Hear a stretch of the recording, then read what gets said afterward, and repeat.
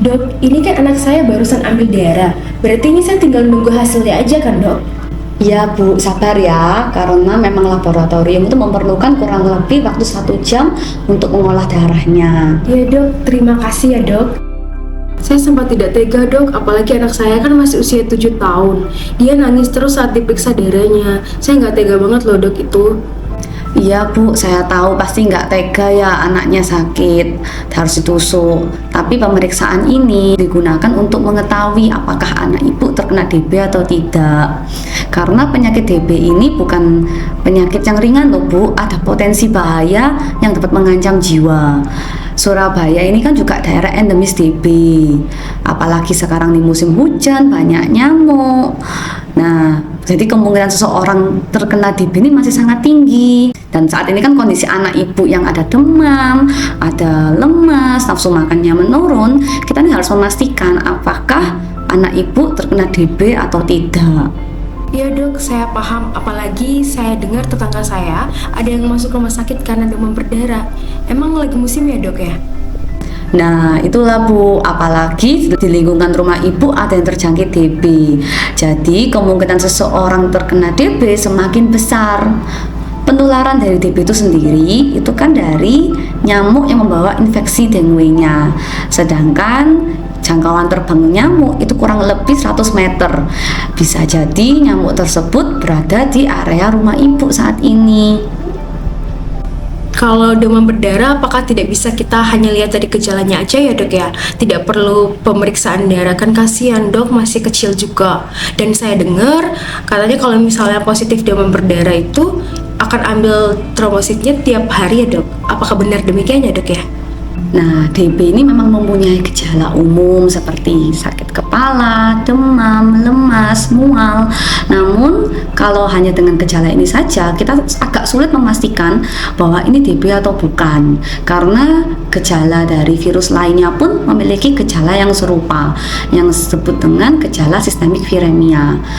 Karena mengingat DB ini juga bukan penyakit ringan, mempunyai komplikasi yang berat, jadi sangat krusial untuk memastikan bahwa ini DB atau bukan. Jadi nanti apabila diagnosa DB sudah ditegakkan, maka dokter akan memantau kondisi pasien dengan mengecekkan resiko pendarahannya, bahkan hingga resiko DSS atau Dengue Shock Syndrome.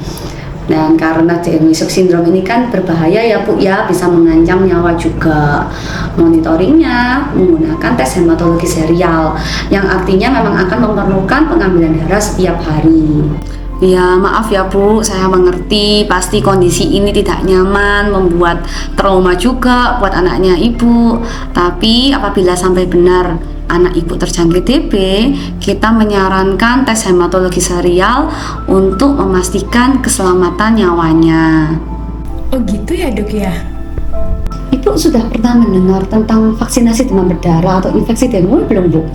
Belum sih Dok, emang ada ya vaksin demam berdarah itu?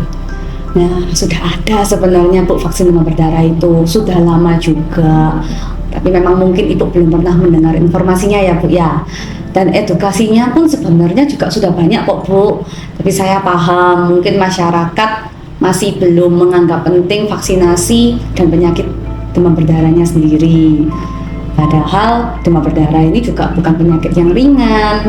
Kita di Surabaya banyak yang terjangkit DB juga. Mungkin masyarakat masih menganggapnya itu penyakit yang ringan dan vaksinasinya dianggap tidak penting juga. Dokter, apakah vaksin demam berdarah itu penting ya? Dia bisa mencegah untuk supaya anak saya tidak terjangkit demam berdarah nggak sih, Dok? Iya Bu, vaksinasi demam berdarah untuk di daerah endemis seperti Surabaya ini sangat penting Bu. Karena vaksin ini sudah bisa terbukti loh Bu, bisa mencegah penularan atau terjangkitnya kita dari infeksi dengue yang menyebabkan demam berdarahnya itu sendiri. Dan perlu diingat bahwa infeksi kedua dari demam berdarah menyebabkan kondisi yang lebih berat, bahkan bisa sampai dengue shock syndrome yang biasanya malah lebih ringan pada infeksi yang pertama Bu. Nah, vaksinasi ini bisa mencegah kondisi beratnya infeksi sekunder dari demam berdarah dan juga mengurangi resiko masuk rumah sakit atau perawatan yang lama di rumah sakit untuk demam berdarahnya. Juga bisa mengurangi komplikasi berat seperti dengue shock syndrome. Jadi vaksin ini sangat penting Bu. Apakah putra saya bisa vaksin sekarang ya, Dok ya? Kita harus menunggu hasil laboratoriumnya dulu ya Bu. Nanti kalau memang dari hasil laboratorium menyatakan anak ibu tidak terkena DB, maka nanti saat kondisi anak ibu sudah pulih, kita akan segera jadwalkan untuk vaksinasinya, di mana akan diberikan 2 kali dengan jeda 3 bulan. Tapi apabila anak ibu memang terdiagnosa demam berdarah, maka kita harus menunggu demam berdarahnya sembuh dulu. 3 bulan setelahnya baru kita bisa vaksinkan. Dokter, kalau saya tahu ada vaksinnya, saya segera memvaksinkan anak saya. Karena kan kasihan dokter kalau dia harus mengalami kondisi trauma seperti ini, harus diambil darahnya setiap hari. Benar sekali Bu, memang tujuan dari vaksin ini kan untuk mencegah seseorang terjangkit virus dengue dan mencegah komplikasinya. Dalam hal ini juga bisa mencegah faktor traumatik pada pasien maupun orang tua yang kasihan melihat anaknya harus diambil setiap hari, di lengannya ditusuk. Makanya vaksin ini disarankan untuk seseorang yang berusia 6-45 tahun. Iya Dok, saya merasa bersalah sekali. Saya hancur hati saya kalau lihat anak saya itu diambil darah, apalagi kan dia masih kecil. Dan sekarang saya bersyukur banget saya bisa dengar informasi ini dan bisa membantu saya untuk kedepannya. Iya Bu, nggak apa-apa, jangan menyalahkan diri sendiri. Trauma itu bisa sembuh. Yang penting saat ini anaknya sembuh dulu.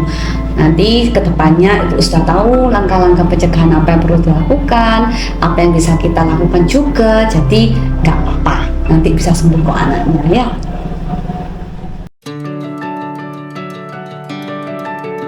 Setiap tetes darah yang diambil bisa menjadi pengingat betapa pentingnya langkah pencegahan. Vaksinasi adalah pilihan bijak untuk melindungi mereka yang kita cintai.